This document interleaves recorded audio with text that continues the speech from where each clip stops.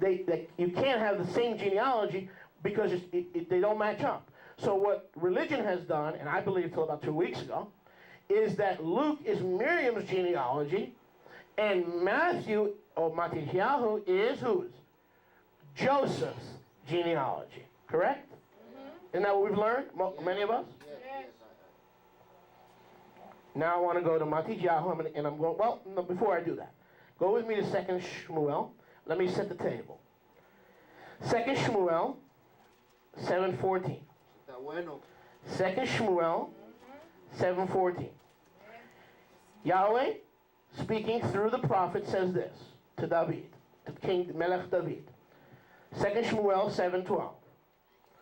David, when your days are filled and you rest with your fathers, I will raise up your seed after you, who comes from your inward parts, and I will establish his reign. He will build the house for my name, and I will establish his throne, the throne of his reign, forever. I will be his father, he shall be my son. If he does perversely, I will reprove him with the rod of men, and with the blows of the sons of men. But my kindness does not turn aside from him, as I turned aside from Shaul, who I removed before you.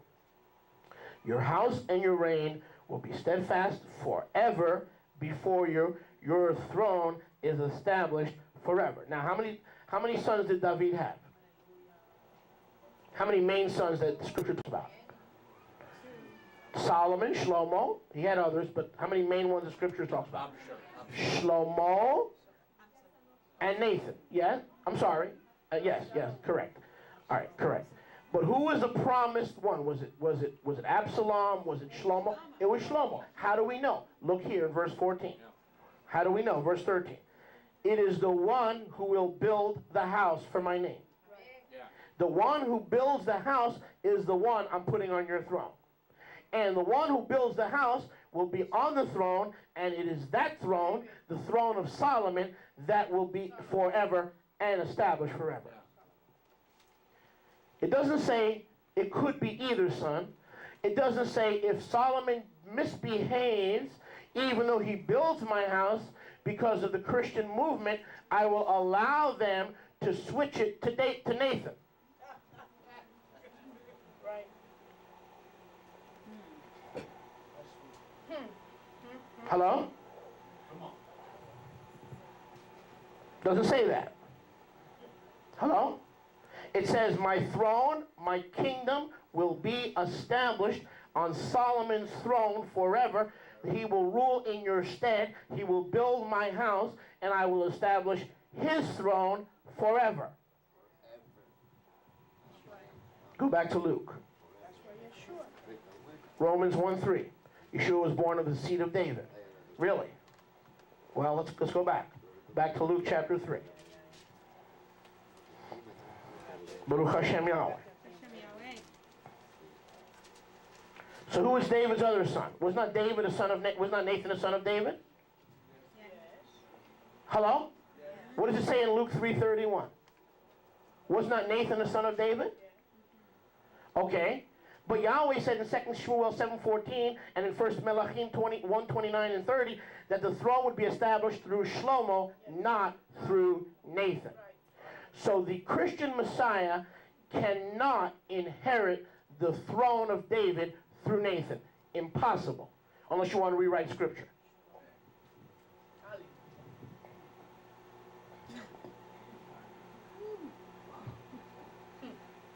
Unless you want to call Nathan a new name for Solomon.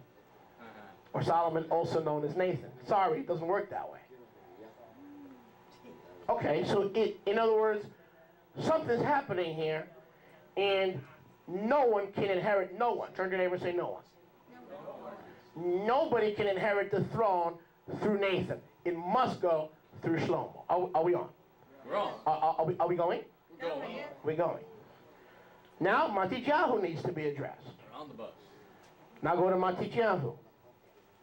Now we've been told that Luke is Miriam's genealogy, and therefore it does not line up with Matthew, because Matthew is Joseph's genealogy.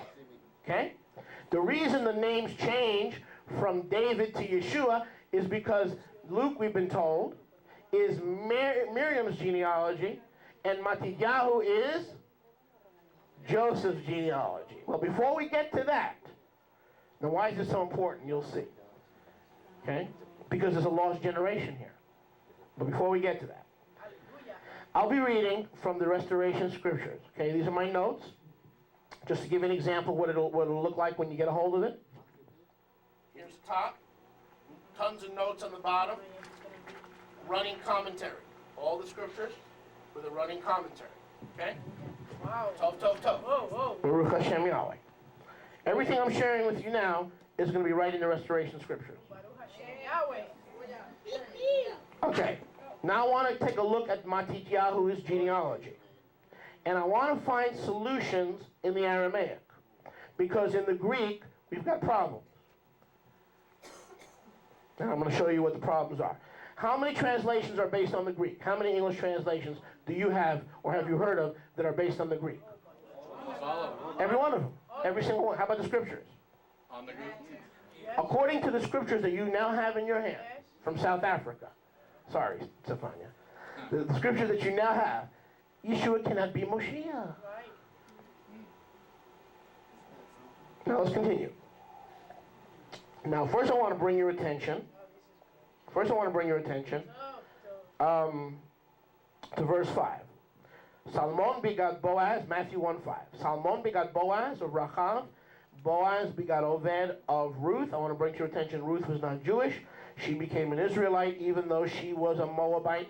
She was still put in Mashiach's genealogy, and she was considered an Israelite even though she was born a Moabitess.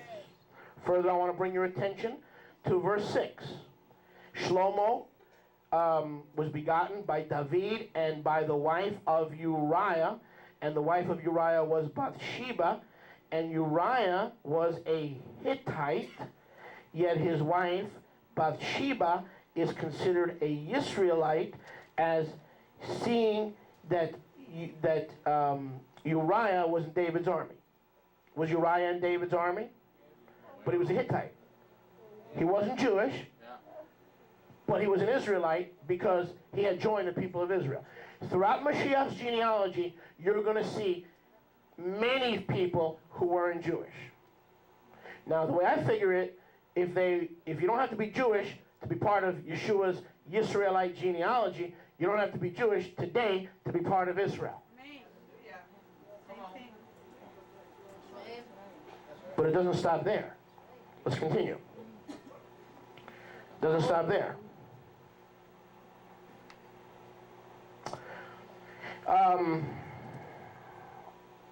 In verse 7, we have Shlomo's son, Rehoboam. Shlomo's son, Rehoboam. And I believe it's in 1 Kings 14. You don't have to turn there now. I believe it's in 1 Kings, let me see. Yeah, 1 Kings 14, it says that Rehoboam's mother, Shlomo's wife, was an Ammonite. I'll say that again.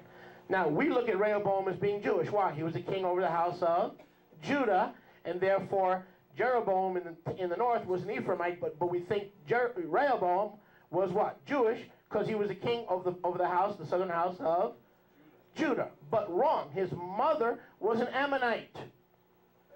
Uriah, Shlomo's mom, father was well, we get this right. The wife, Uriah was a Hittite. Rehoboam's mom was an Amorite. Ruth was a Moabite. Do you see anything that you have to be Jewish to be part of Israel here? This is all in Mashiach. And P.S. Rahab, the harlot, wasn't Jewish either. And she's in Mashiach's genealogy too. But that's not even where I want to go. I just want to point this out to you. Okay, now I want you to jump down to verse 8. Matityahu 1:8. So can Yeshua inherit the throne through Luke's genealogy? No. Because it goes through Nathan, and the throne is supposed to go through Solomon. So we're left with one option. Turn to your neighbor and say one option. Yeshua has to inherit the throne, and Matthew better get it right, because this is the last chance we have. But not only does Matthew not get it right, apparently, perceived not to get it right, Matthew has to deal with 3 problems. Luke only has to deal with 1. Yeshua can't be descended from Nathan. He has to be descended from Solomon. Matthew's got more worries than Luke has. Matthew has 3 problems to deal with to somehow make Yeshua into the Messiah. See, now I'm talking to you now as an anti-missionary for a reason. Because I want to bring this and show you some incredible stuff. Okay? Now look at verse 8. Turn to your neighbor and say, my rabbi's not an anti-missionary. Say what you want about him, but don't call him an anti-missionary. Okay, Asa begot Yehoshaphat. Yehoshaphat begot Yoram. And Yoram begot Uzziah. Right? Wrong. There's 3 generations missing. Now, this message is not finding 3 generations. I'm just worried about finding 1. What's the name of this message? Finding a lost generation. Matthew skips 3 generations. Should I quit now? No. You don't think the Ruach will give it to you by osmosis? Don't be so cruel. He's on commission. Baruch Hashem Yahweh. What do I mean? If you look in verse 8, it jumps from Yoram to Uzziah or Asaiah. He's known by both names. But the problem is Yoram did not beget Uzziah. Let me read this to you. Matthew leaves out 3 descendants of Jehoshaphat, Isaiah, Joash, and Amaziah. Write it down. Or get the Restoration Scriptures, either one. Isaiah is missing, Joash is missing, Amaziah is missing. Read 1 Chronicles, and you'll see that that's accurate. Okay? The actual son of Yoram was not Uzziah. The actual son of Yoram was Uzziah. His son was Joash, and Joash's son was Amaziah, and Amaziah begot Uzziah. There are 3 generations missing in the Greek Matthew. Are we on? Wrong. But wait a second, even in the Aramaic Matthew, these 3 generations are missing.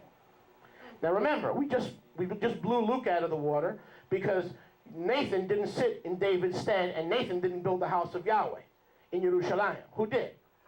The one that builds the house of Yahweh, he's the one through whom the lineage of Moshiach and the royal house of David must go. Now, Jehoshaphat's son, Yehoshaphat had a son, and Yehoshaphat's son was Yehoram. Write this down. Yehoram. That's so far verse 8, that's correct. Yehoshaphat begat Yoram. Is that true? Look at verse 8. Is that true? Yes. Yehoshaphat begat Yoram. But Yoram did not begat Uzziah. There are 3 kings missing. Turn to your neighbor and say 3 kings missing. Yehoram, okay, Jehoshaphat's son, Yoram, or Yehoram, married King Ahab's daughter. Who was King Ahab? The cursed king of the north. Who was his wife? Isabel, Miss Isabel. And so Yahweh said, I will completely destroy and curse the house of Ahab. I will completely destroy and curse the house of Ahab. But Jehoshaphat's son Yoram married the daughter of Ahab. We can see that in 2 Chronicles. Go with me, please, to 2 Chronicles. You got to stay plugged in here. Amen? Yes. I'm going to show you those 3 missing generations. 2 Chronicles 18. 2 Divrei Hayamim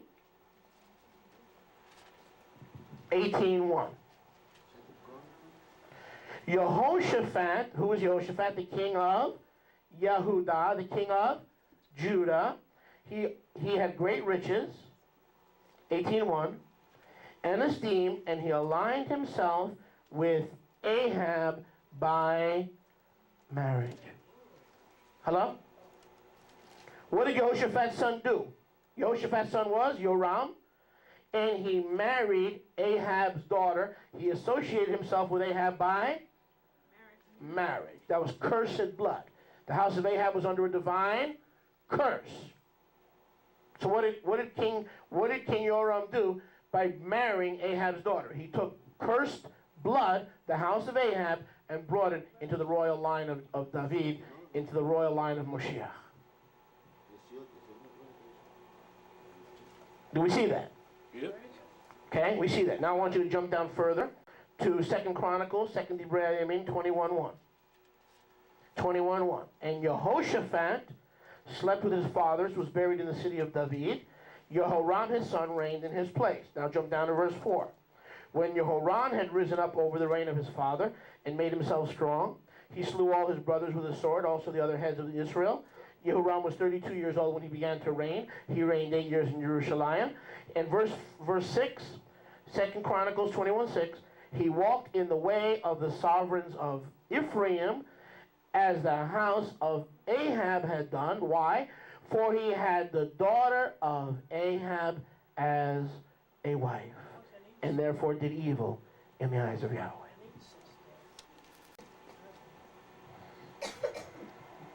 So what did Jehoram do? He brought cursed bloodlines into the royal house of David, i.e. the lineage of Solomon. Remember, Yeshua can't come through Luke's genealogy. Why? He's not a son of Nathan. He's a son of Shlomo and David. Amen. Now all of a sudden, what happened here? He brings the cursed blood of the cursed house of Ahab. What did Yahweh say? I will raise up Yehu to just completely wipe out and to completely what? Destroy the house of Achav and Jezebel. Right? What was Yahweh's will? What was Yahweh's purpose? What was Yahweh's call? What did Yahweh determine? To completely wipe out the house of Achav. And here a king of Judah, a Jewish king, goes and grabs Achav's daughter, brings that lineage and that cursed blood right smack into Solomon's downline.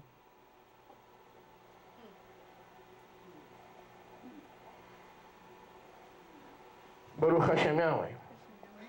Look at Yahweh's commentary on verse 7. Yahweh's commentary of his actions. Jehoram's actions.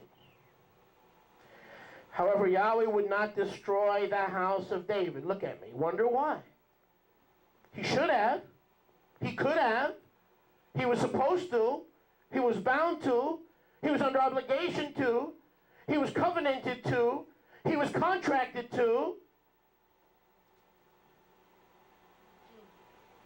But Yahweh didn't destroy the house of David. Why?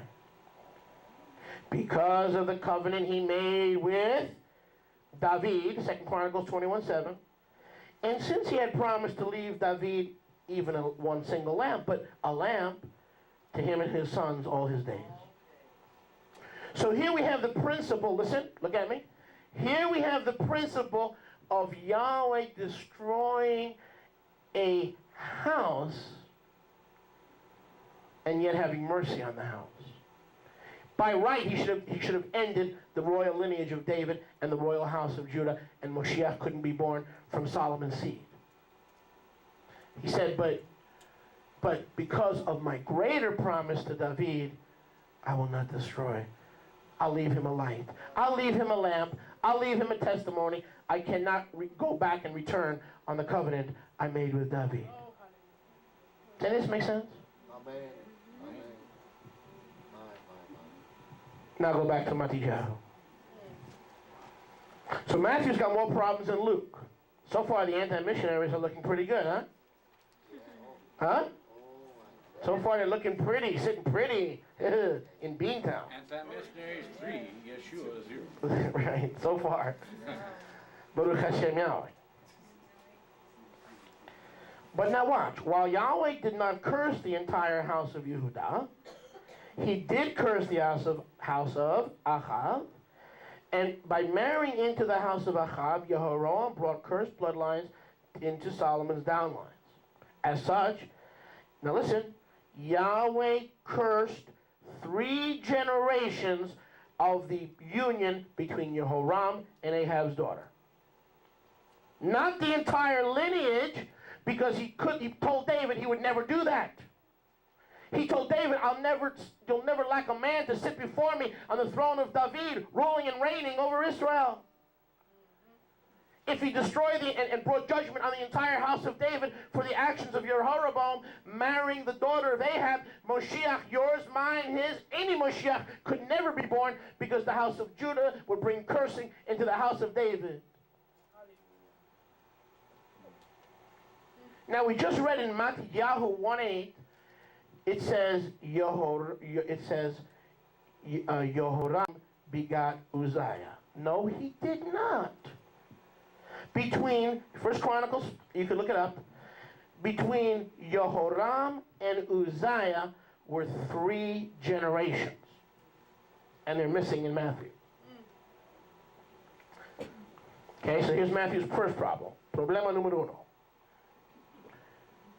He can't even. We know that Yeshua cannot inherit the royal throne of Yahweh, of David, through Nathan, so it's got to be through Solomon. So far, so good. The problem here is that Ahab's cursed bloodlines came into the house of Judah, and now we've got a problem. Now we've got a problem. No, Matthew's got a problem. And if you're a believer in the Brit Chadashah, by definition, and you believe the book of Matthew is inspired, you've got a problem. Not so fast, though. Listen. Yahweh cursed only, turn to your neighbor and say only. I'll try, I was weak. Only 3 generations of the cursed offspring of Jehoram and Ahab. Only 3, and not the entire lineage and downline of Shlomo, Solomon. Hello? Now Matthew knew it. Matthew was a tax collector. Matthew was good with numbers. Matthew was good with names. Matthew was good with record keeping. Yahweh chose Matthew because he knew this would happen. Make sense? Matthew intentionally leaves out 3 kings of Judah from Jehoram to Uzziah. There are 3 kings missing. Problem number 1. Go with me. Let's solve the problem. There's 2 more problems, but I don't want to get to those till I solve the first problem. Go with me to Shemot. Yes, I'm going to solve the problem. Rav Moshe is at your beck and call. Go to Shemot 20.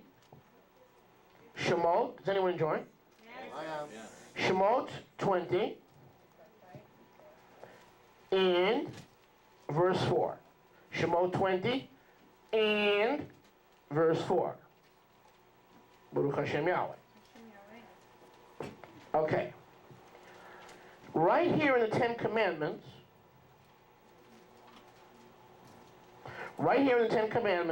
we have our answer. Isn't that neat? Hello?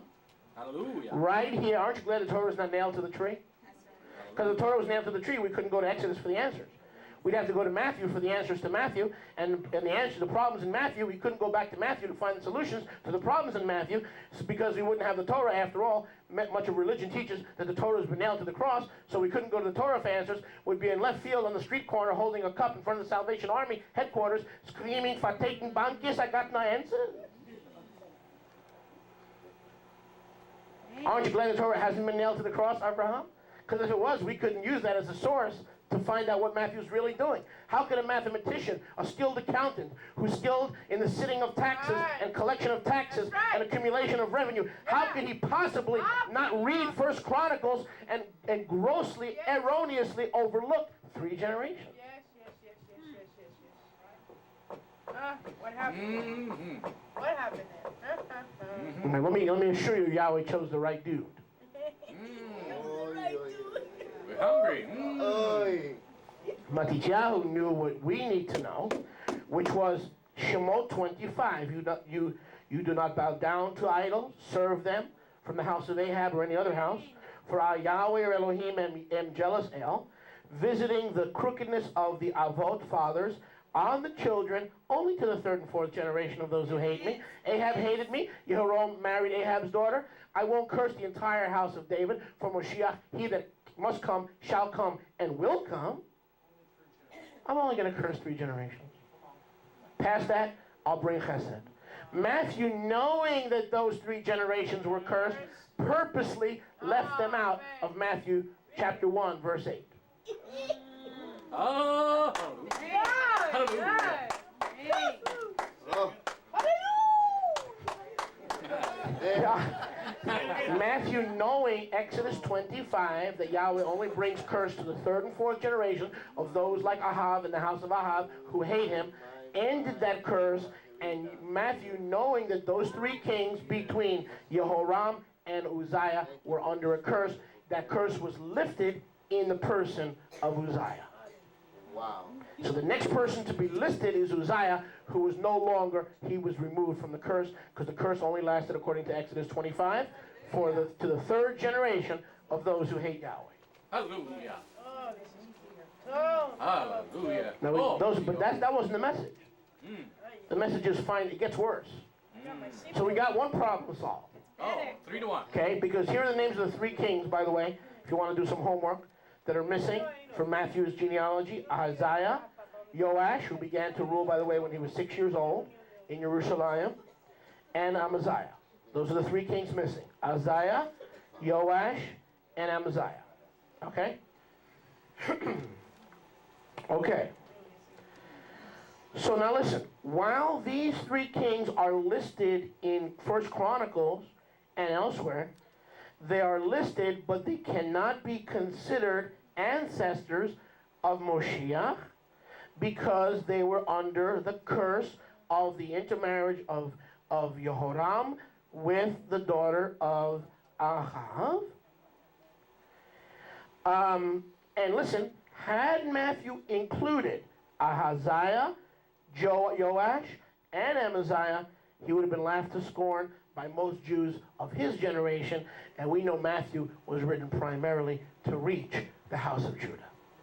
Matthew's Besarot was written primarily to reach the house of Judah. While those 3 cursed kings could be listed in genealogy, they could never be considered legitimate ancestors of Moshiach, and Matthew took them right out of the lineage. Amen. So while they can be listed, they cannot be considered legitimate ancestors to the throne of Shlomo. I'll say that again. They can be listed, but they cannot be considered legitimate ancestors. Make sense? Baruch Hashem Yahweh. Hallelujah. So the 3 missing kings are not missing at all. Matityahu leaves them out. Baruch Hashem Yahweh. But it doesn't end there. Now problem number 2 with Matityahu's genealogy. Go please to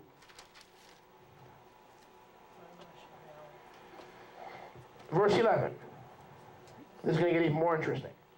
Turn to your neighbor and say more interesting. Is this holding your attention? Yes. Is this holding your attention?